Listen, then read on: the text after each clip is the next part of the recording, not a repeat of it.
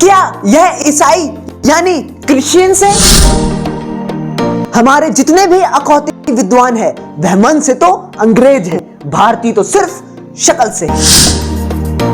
आज की युवा पीढ़ी फिर से गुलाम होती जा रही है। धर्म निरपेक्षता का ढोंग केवल भारतीय धर्मों के विरोध के लिए ही किया जाता है। नमस्कार, धर्मनिरपेक्षता भारत में विदेशी धार्मिक कैलेंडर का उपयोग क्यों? क्या हमारे पास अपना भारतीय कैलेंडर नहीं? कुछ दिन पहले जो हमारे भाई मन से अंग्रेज हैं, उनका नया साल था।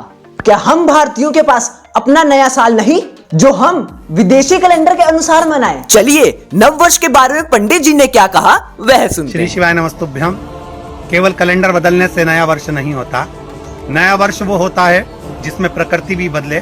हमारे संविधान के अनुसार भारत एक धर्मनिरपेक्ष देश है। इसमें धर्म का प्रभाव नहीं होना चाहिए। जब हमारी भारत सरकार धर्म आधारित नहीं है तो फिर ये विदेशी धार्मिक कैलेंडर का उपयोग हमारे प्रतिदिन के कार्यों में क्यों हो रहा है? इस बात पर विचार करिए। वह भी उन ईसाई अंग्रेजों का धार्मिक कैलेंडर जिन्होंने हमारा खून चूसा और हमारे देश व संस्कृति का इतना विनाश किया। ईसाई अंग्रेजों का धार्मिक कैलेंडर उपयोग करके हम कैसे कह सकते हैं हम तो धर्मनिरपेक्ष हैं? क्या यह धर्मनिरपेक्षता का ढोंग केवल भारतीय धर्मों के विरोध के लिए ही किया जाता है? यदि यही कैलेंडर किसी भी भारतीय धर्म का होता तो आज तक जितने भी हमारे अखौती महान विद्वान हैं सबने शोर मचा देना था, सभी को आपत्ति हो जाती और वह धर्मनिरपेक्षता की आड़ में किसी भी अति प्राचीन भारतीय कैलेंडर के विरोध में झंडा उठाकर हंगामा खड़ा कर देते। यह धर्मनिरपेक्ष देश है क्योंकि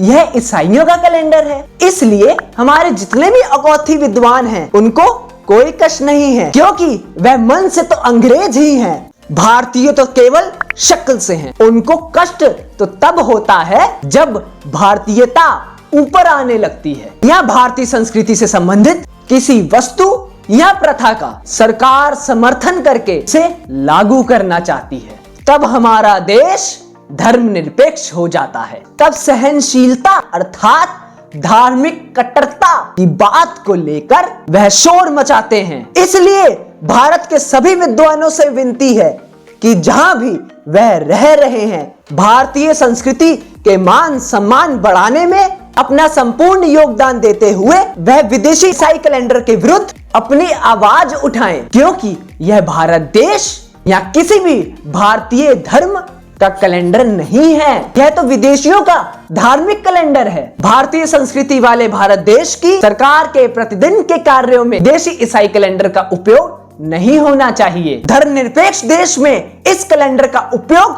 पूर्ण रूप से गलत, अनुचित है। कृपया सभी भारतवासी हमारा समर्थन देते हुए ईसाइयों के इस धार्मिक कैलेंडर के उपयोग का विरोध कीजिए। हमारा नया साल शुरू होता है मार्च से। अब मैं एक बात कहना चाहूंगा, 2 महीने का अंतर है दोनों में। तो जनवरी, फरवरी, मार्च, अप्रैल किसके नाम पे हैं आप जाके नेट पे चेक कर लीजिएगा, मिल जाएगा। जूलियस सीजर के नाम पे जुलाई है, अगस्टस सीजर के नाम पे अगस्त है। जिस राजा को बड़ा दिखाना था उसने अपना 31 का महीना कर दिया ताकि 30 से ज्यादा मेरा हो, मगर 4 महीने ऐसे हैं जिनका उल्लेख ही नहीं मिलता कि कहां से है। सितंबर, अक्टूबर, नवंबर, दिसंबर।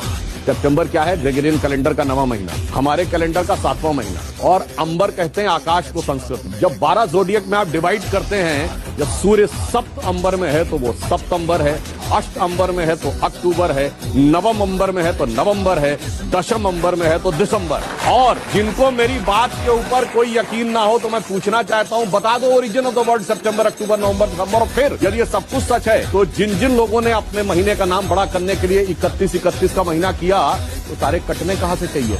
आखिरी महीने से कटने चाहिए थे ना, तो दिसंबर 28 का होना चाहिए था, फरवरी 28 का क्यों? मैं आपको एक बात बताता हूं, जब हम अपनी शादी, विवाह, दुकान का मुहूर्त अर्थात कोई भी शुभ कार्य करना होता है तो वह शुभ कार्य करने के लिए हम विद्वानों से शुभ समय निकलवाते हैं और वह भारतीय संवत तिथियों के मुताबिक निकालते हैं, ना कि अंग्रेजी कैलेंडर के मुताबिक। ईसाइयों, तुम्हें आज क्रिसमस और न्यू ईयर की बधाई देने वाला हिंदू, सिख वैसे भी अभागा और तुच्छ है। मानो जिसने अपने शरीर से अपने पूर्वजों का पवित्र रक्त फेंक कर अपनी नसों में अश्लीलता और अनैतिकता मिली हुई अंग्रेजी शराब भर ली हो। धिक्कार है ऐसे सेकुलर लोगों पर जिन्हें शायद पता ही नहीं कि अब भी हम अपने त्योहार होली, दीपावली, जन्माष्टमी, शिवरात्रि, निर्जला एकादशी, रामनवमी, दशहरा और रक्षाबंधन आदि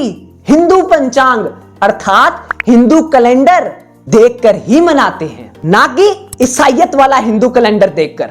भारतीय नव वर्ष और नव कैलेंडर शुरू होता है चैत्र शुक्ल प्रतिपदा से, जो विश्व के महानतम सम्राट राजा विक्रमादित्य के विक्रम संवत के नाम से जानी जाती है। भगत सिंह, बिस्मिल, खुदीराम, मंगल पांडे के गले को घोटकर मार डालने वालों, जरा यह सोच लीजिए, यह भी पढ़ लीजिए। मैं आपको एक चित्र दिखा रहा हूं। पंडित जी ने कहा, मुझे बधाई ना दे, ये मेरा नव वर्ष नहीं। इसी में एक कविता भी है, आपने सुनी होगी।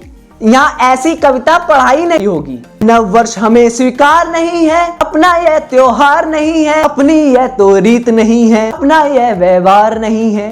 यह कविता कवि रामधारी सिंह ने नूतन वर्ष पर लिखी है। एक पंक्ति है, हर कोई घर में दुबका हुआ, नव वर्ष का यह कोई ढंग नहीं, चंद मास इंतजार करो, मन में तनिक विचार करो, नए साल नया कुछ हो तो सही, क्यों नकल में सारी अकल बही, इसीलिए यह नव वर्ष हमें स्वीकार नहीं, अपना यह त्योहार नहीं। आइए मैं आपको नामधारी मुखी श्री ठाकुर दलीप सिंह जी के प्रवचन सुनाता हूं। नमस्कार। यदि भारत ने इंग्लैंड की तरह विश्व पर राज किया होता तो नया साल 1 जनवरी से ग्रेगोरियन कैलेंडर के अनुसार आरंभ होने की बजाय नया साल मार्च में भारतीय संस्कृति तथा भारतीय तिथियों के अनुसार आरंभ होता। 1 जनवरी से आरंभ होने वाले इस ग्रेगोरियन कैलेंडर का विश्व प्रसिद्ध होना तथा लोगों द्वारा अपने आप ही इस कैलेंडर को अपनाए जाने का कारण है कि इंग्लैंड द्वारा ग्रेगोरियन कैलेंडर को अपनाकर विश्व पर राज किया गया।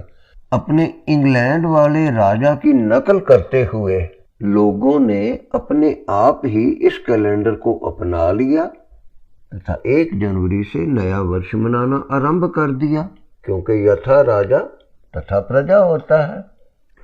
लोग राजे की नकल करते हैं और राजे उस समय भी इंग्लैंड वाले थे और आज भी वही है। नमस्कार। जय भारत।